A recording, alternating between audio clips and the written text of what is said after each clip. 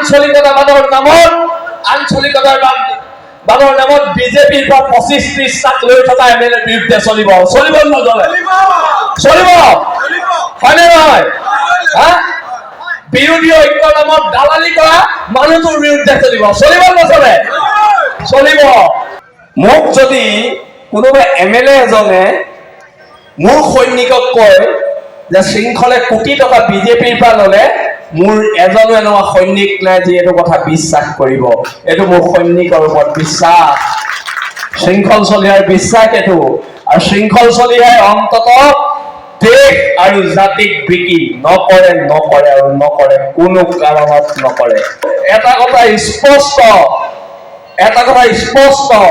2024 কোনে চৰকাৰ বনাই নাজানো, বীৰ লাচিত সেনা নামৰ শক্তিটোক সেৱা নকৰাকে কোনো চৰকাৰ বনাব নোৱাৰে। থাৰ এখন লৈ গৈছিলো, মই দৰঙলৈ গৈছিলো। তেতিয়া এজন আমাৰ স্থানীয় বিধায়ক তেওঁ কৈছে যে শৃংখলে 19 লাখ টকাৰ থাৰখন ললে, নাই লোৱা, এখন মই ভাড়ালৈ লৈ গৈছিলো। কিন্তু বদনাম কৰিব পাৰিব, সত্য প্ৰমাণ কৰিব নোৱাৰে। আমাৰ ল'ৰা জেললৈ যাবলৈ ভয় নকৰে। জেল আমাৰ অলংকাৰ, জেল আমাৰ দ্বিতীয় ঘৰ। কিমান জেলত থাকিলো, ভাগৰি গৈছে জেলত ভৰুৱাই। বীৰ লাচিত সেনা সংগঠন নহয়, বীৰ লাচিত সেনা এটা পৰিয়াল। এই বীৰ লাচিত সেনাৰ পৰিয়ালক কোনো শক্তিয়ে ভাগিব নোৱাৰে। অনাগত দিনত ঐক্যবদ্ধ সংগ্ৰাম হব। এই সংগ্ৰাম জাতীয়তাবাদৰ নামত দালালি কৰাৰ গীতাৰ বিৰুদ্ধে প্ৰথম হব।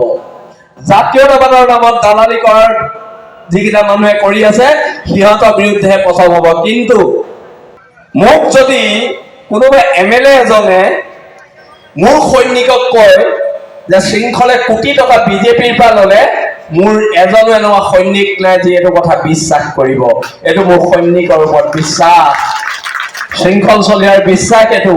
আৰু শৃংখল চলিহাই অন্তত দেশ আৰু জাতিক বিকি নকৰে, কোনো কাৰণত নকৰে।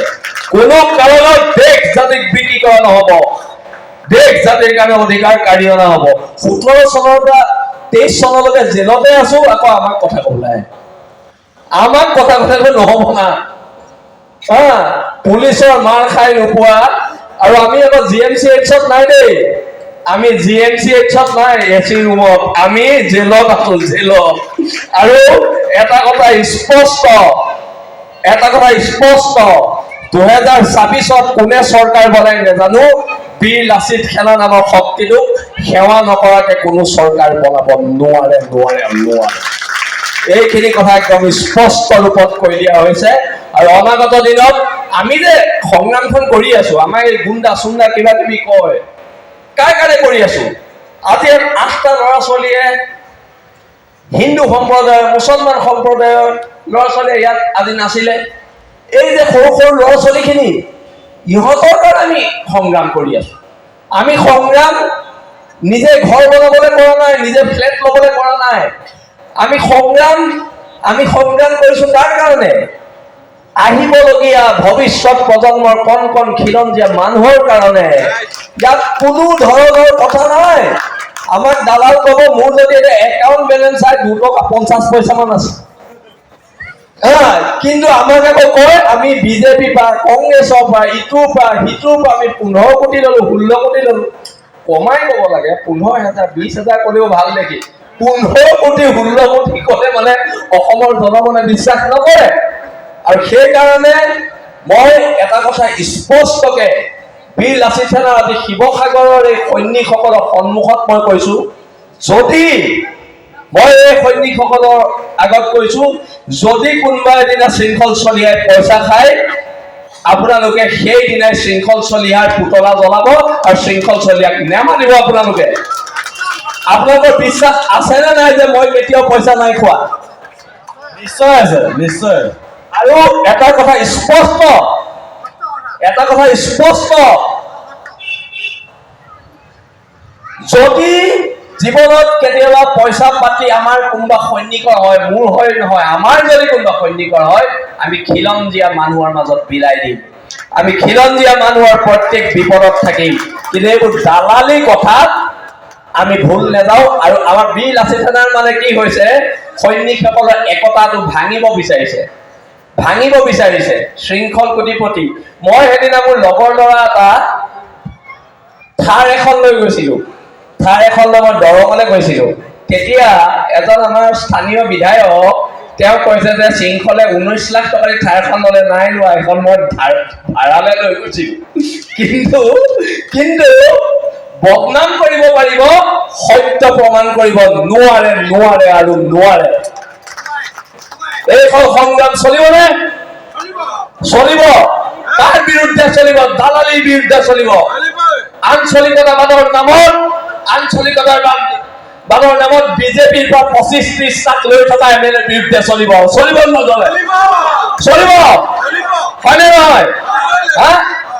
বিৰোধী ঐক্যৰ নামত দালালি কৰা মানুহটোৰ বিৰুদ্ধে চলিব নচলে? চলিব। আৰু আমি আজি একেলগে কওঁ, বীৰ লাচিত সেনা অসম জিন্দাবাদ, বীৰ লাচিত সেনা অসম জিন্দাবাদ, বীৰ লাচিত সেনা অসম জিন্দাবাদ। আছে হিন্দু নয়, আছে হিন্দু নয়। আৰু আজি আপোনালোক সকলো আহিলে, বীৰ লাচিত সেনাৰ প্ৰত্যেক সৈনিক, আমাৰ পৰিয়ালৰ প্ৰত্যেক সদস্য আপোনালোকৰ ওচৰত কৃতজ্ঞ। আজি যিহেতু গোটেই জ্যেষ্ঠ শিক্ষিত মানুহখিনি ইয়াত আছিলে, সেইকাৰণে আমি স্কুটি খালো, ইটা ভাটাৰ মালিকৰ পৰা 15 লাখ খালো, এই মাছ আহিব নিদিওঁ বুলি কৈ 20 লাখ খালো। কোনেনো খাইছে মই বুজি পোৱা নাই, কিন্তু আমি নাই খোৱা দেই। আমি অভাৱত থাকো, আমি দৰিদ্ৰ হৈ থাকো, আমি নিমখ তেল ভাতে খাওঁ, কিন্তু গৌৰৱেৰে খাওঁ সেইটো। আৰু সেইকাৰণে মই আজি গোটেই জ্যেষ্ঠ মানুহখিনিৰ আগত কথাখিনি স্পষ্টীকৰণ দিছো। আৰু যদি কেতিয়াবা এনেকুৱা ধৰণৰ দুৰ্নীতিত নিমজ্জিত হওঁ, অসমৰ ৰাইজে জোতাৰে মাৰিলেও তাত মোৰ আপত্তি নাই, বীৰ লাচিত সেনাৰ কোনো সৈনিকৰ আপত্তি নাই। কিন্তু যেতিয়ালৈকে বীৰ লাচিত সেনাৰ সৈনিকৰ তেজ আৰু ঘাম আছে, তেতিয়ালৈকে আমি কেতিয়াও দুৰ্নীতি নকৰো। সেইটো আপোনালোকৰ আগত আমি কলো। এদিন মোক এজন মানুহে সুধিছে যে বীৰ লাচিত সেনাৰ সৈনিক কোন? মই তেতিয়া কলো, যিজন মানুহৰ, যিগৰাকী মহিলাৰ তেজ আৰু ঘামে মাটিৰ কথা কয়, সেইজন মানুহে বীৰ লাচিত সেনাৰ সৈনিক হয়, সেইগৰাকী মহিলাই বীৰ লাচিত সেনাৰ সৈনিক হয়। আমি ইয়াত ফ্লেগখন পিন্ধি যাব নালাগে নহয় বীৰ লাচিত সেনাৰ সৈনিক বুলি। আমাৰ তেজ আৰু ঘামে কয় ইহঁতি বীৰ লাচিত সেনাৰ সৈনিক। আৰু আটাইতকৈ আমালে কেলে ভয় কৰে গম পায় প্ৰশাসনে? আমাৰ ল'ৰা জেললৈ যাবলৈ ভয় নকৰে। জেল আমাৰ অলংকাৰ, জেল আমাৰ দ্বিতীয় ঘৰ। কিমান জেলত থাকিলো, ভাগৰি গৈছে জেলত ভৰুৱাই। কিন্তু সমগ্ৰ অসমত 2016 চনৰ পৰা যদি এতিয়ালৈকে চাই, সমগ্ৰ অসমত এটা সংগঠনে আছে, যিটো সংগঠনৰ আটাইতকৈ বেছি ল'ৰা জেলত সোমাইছে, চুৰ ডকাইতি কৰি নহয়, দেশ জাতি অসম নামৰ মাজনী প্ৰেমত সোমাইছে। সেই সংগঠনটোৰ নাম হৈছে বীৰ লাচিত সেনা অসম। আৰু আমি যুঁজি নলওঁ কাৰো লগত, আমাৰ লগতো যুঁজি ল'লে কথা বেয়া হ'ব। এইখিনি একদম স্পষ্ট কথা। আৰু আজি ইয়াত থকা জ্যেষ্ঠ মানুহখিনিৰ আগত আমি এইটো কাৰণে কথাখিনি কলো, কোনোবাই ছচিয়েল মিডিয়াত লিখি দিলে কথাবোৰ সত্য নহয়, কথাবোৰ সত্য হ'ব ৰাজপথত, কথাবোৰ সত্য হ'ব পুলিচৰ মাৰত, কথাবোৰ সত্য হ'ব জেল যোৱাৰ মানুহকেইটাৰ তেজত। আৰু কথাবিলাক স্পষ্ট, বীৰ লাচিত সেনা অটল, অদম্য আৰু অজেয়। আৰু আমাৰ এই ক্ষেত্ৰত আপোচ নাই।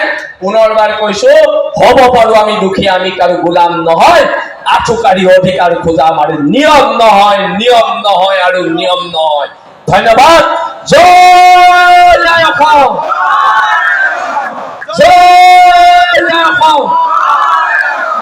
ধন্যবাদ। আপুনি বিচৰা বাতৰি পাব কেৱল নিউজ 18 এপত। নিউজ 18 এপ ডাউনলোড কৰিবলৈ স্কেন কৰক এই QR কোড। গুগল প্লে ষ্টৰতো পাব এই নিউজ 18 এপ।